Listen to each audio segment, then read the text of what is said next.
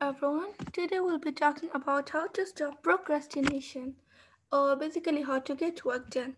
So this is quite a long word. Procrastination. What do we mean? So this is basically delaying the work that you have to do. Okay. So basically, this is the act of delaying or postponing a task or a set of tasks. Okay.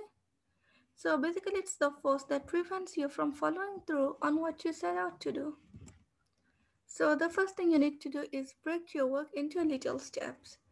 So basically, one thing you need to know is part of the reason why we procrastinate is because subconsciously we find the work too overwhelming for us.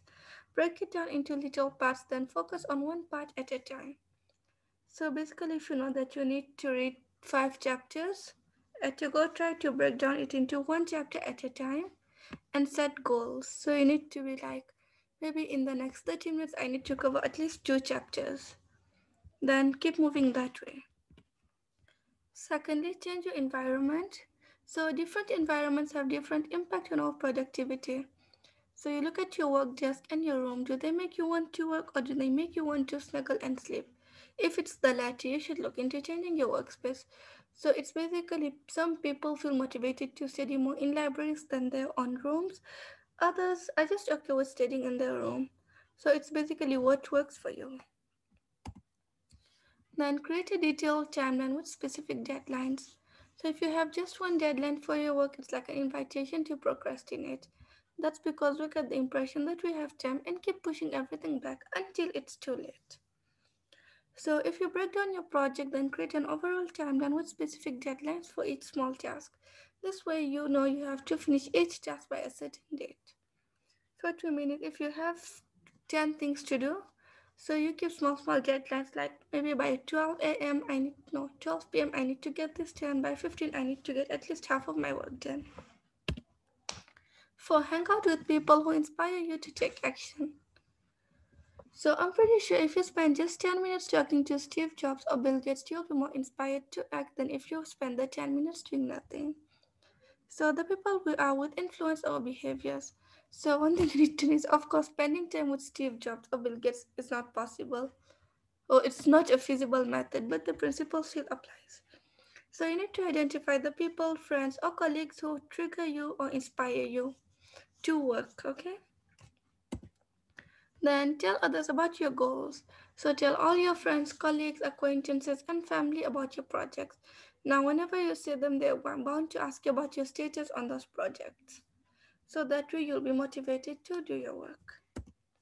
6. Seek out someone who has already achieved the outcome. So basically you need to know what is it that you want to accomplish and who are the people who have accomplished this already.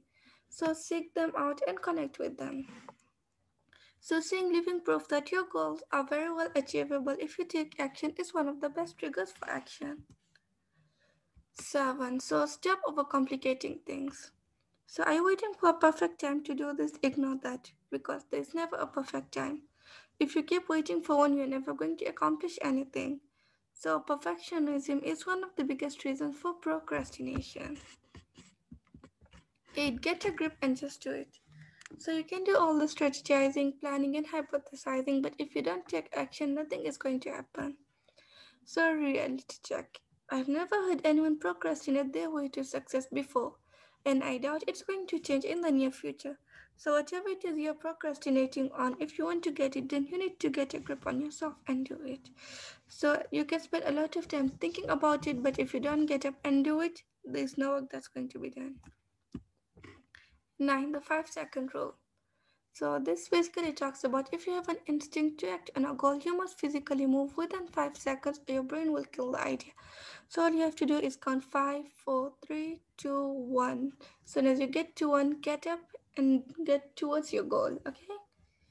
Then I've also created a separate video just talking about the 5-second rule. So if you're interested, you can check it out.